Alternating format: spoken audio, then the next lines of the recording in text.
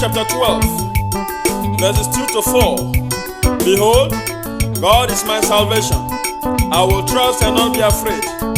For the Lord Jehovah is my strength and my song.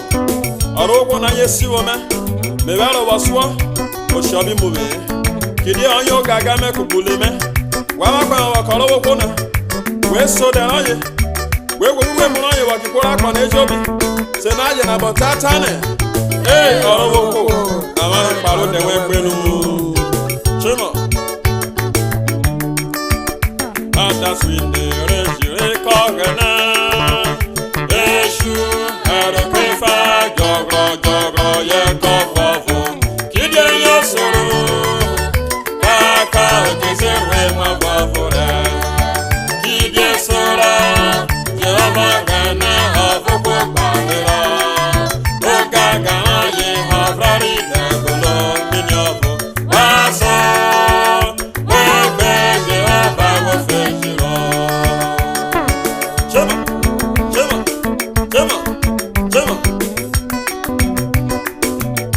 Efiaye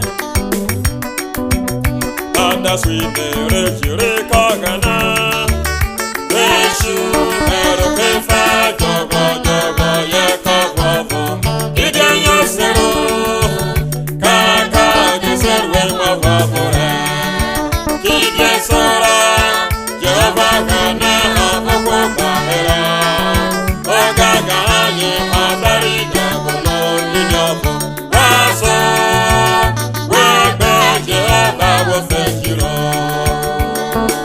For the sake of those who don't understand my language, the song says, anytime we are singing praises unto God, Satan is angry and disturbed. Then what can he do? Nothing at all. Why? Because Jehovah God is solidly by us. His power reigns supreme above that of Satan. And for that reason, my brethren, keep on singing, keep on dancing. Jehovah, you are worthy to be praised.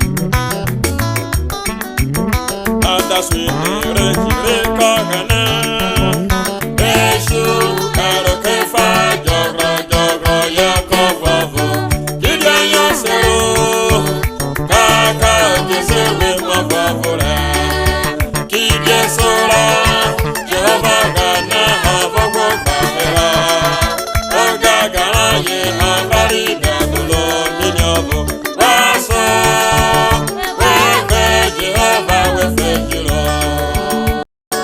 Wanyare, wao mabamare, tena sule wojiragana, tena sule makwamagana, kidiagana ofejiro, eshu kana makamanyo, eshu omibyo mabyokoko, ogana nyamari jirana.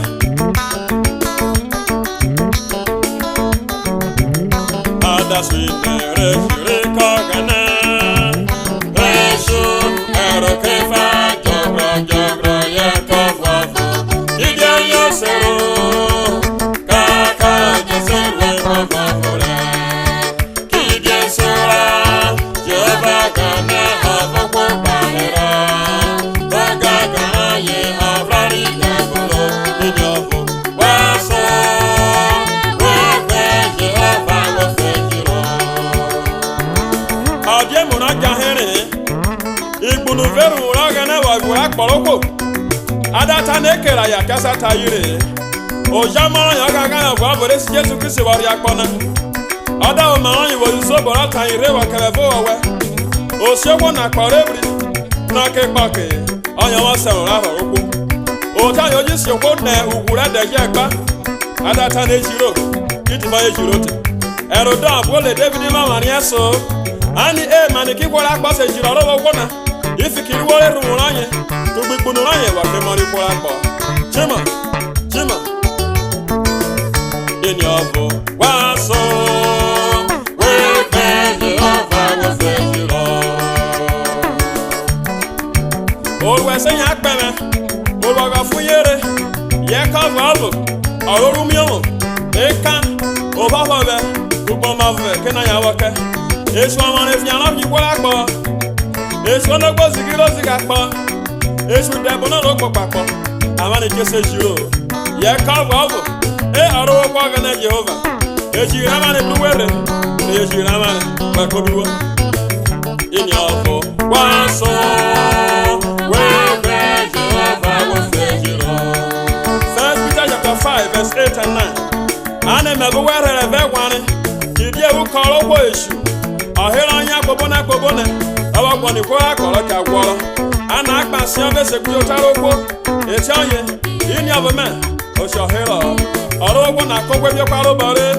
1 Corinthians 15:57. But thanks be to God Almighty, who giveth us the victory through Jesus Christ our Lord. Amen. In your voice, waso, wewe Jehovah wofejiro. Chimo, amane kabeji ramane wakogana, ogana bare eji ramane. Aroko Jehovah, amane sigwe dota wakawe, amane kaaba penu wakawe. Ama rushe kota wakawe ose ne jiramane. Chima yam oganado ne jiramane. Oganado ne yakpeberamane. Oganado ne jiramane.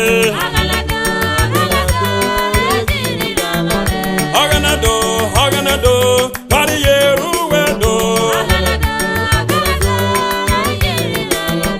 Oganado, eya kwebera bare. Oganado, eya jirira bare. Chima.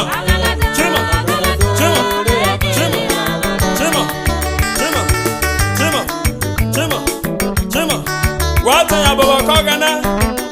Aroko wekodiro Yejira mare De yakba mare Iwo blahu yawa kamare